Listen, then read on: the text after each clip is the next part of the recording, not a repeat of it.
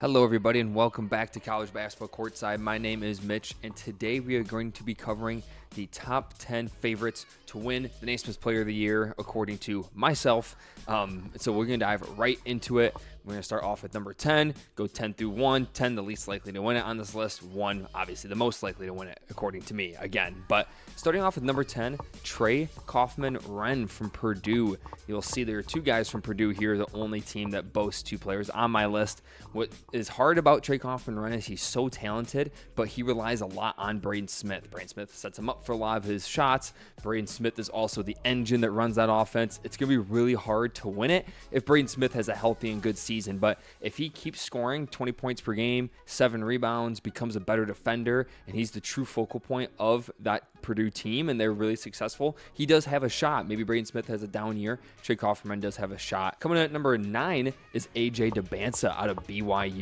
You guys, AJ Debnsa has so much talent. 6'9", shooting guard or small forward. He's going to put up some huge scoring numbers. There might be some nights he puts up 30, even 40 points. He's going to lead them in scoring. Lots of nationally televised games with BYU being good and him being so tantalizing. So I think he has the 9th best odds to win Naismith Player of the Year. Coming in at number 8, Darren Williams from NC State, coming with Will Wade over. So new coach, new best player. I think he's going to be fantastic for the Wolfpack this year. Look for them to have such a turnaround of a season, and it's going to be mainly because of him. So if he can turn a really bad NC State team into a really good NC State team, maybe even a ranked team, they're right outside the rankings in the preseason poll, maybe he can have a good shot of winning it, especially if he puts up good numbers and NC State overachieves this year. Coming in at number 7, I have Donovan Dent, guard from UCLA. He's going to lead one of the best offenses in the entire country. Definitely probably the best offense in the Big Ten. He's going to score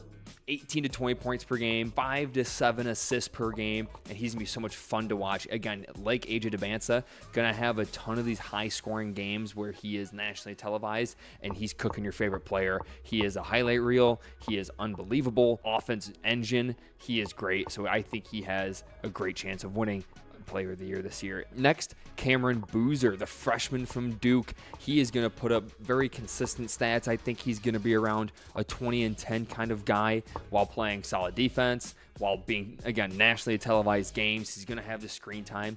But think of Paolo Banchero, Marvin Bagley, Cooper Flagg.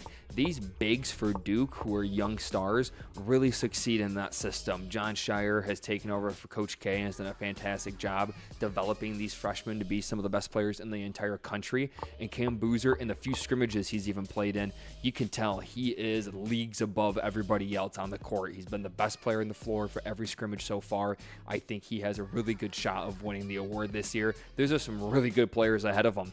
Number 5, Otega Oweh, guard from Kentucky, has a chance to lead Kentucky to be a top 5 team, potentially even a 1 seed in the NCAA tournament at the end of the season. He could win SEC Player of the Year, which boasts your profile to win Naismith Player of the Year by quite a bit. You know, best player in the best conference for one of the best teams. That's Otega Oweh's selling point to win Naismith Player of the Year, while also averaging 16, 17 points per game, being a great defender as well. Yaxel Lendeborg, forward from Michigan. He comes from UAB. He has a chance to lead his team in almost every statistical category. He's going to have all the counting stats, which this award usually favors is high counting stats. And he kind of plays that small forward, power forward, hybrid role that has won a lot of these awards in years past. Zion, Cooper Flagg, just to name a couple of them. He has all the tools to put up crazy stats on a really good Michigan team this season. I would not be shocked at all if Yaxel Lendeborg won Naismith Player of the Year. Next is Darren Peterson,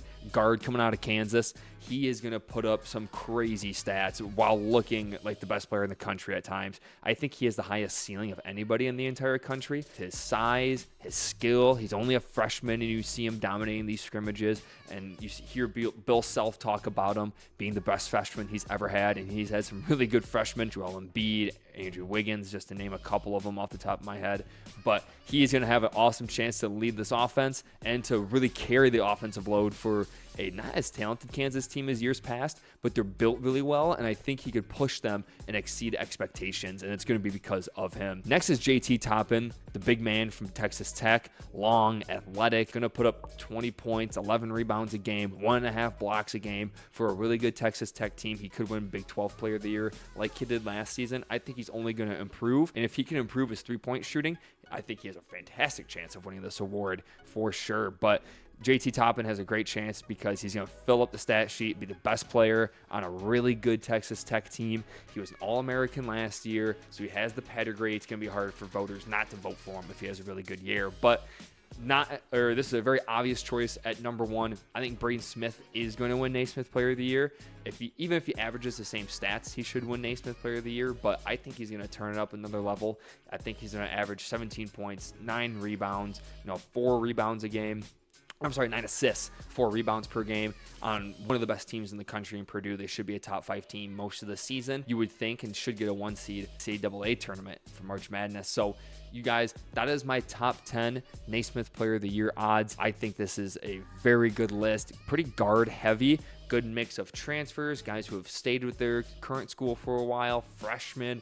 A lot of good blend this year. There's a lot of parity, I think, in college basketball this season, especially with the player awards. So make sure you keep an eye out. I'm going to give monthly updates on how the Naismith Player of the Year race is looking. I'm also going to do weekly updates on games to look out for the week. So the video tomorrow is going to be a preview of the first week of college basketball. We are so close, you guys, and I'm going to cover all the best games in week 1. So look out for that video tomorrow. My name's Mitch. This is College Basketball Courtside, and have a great day.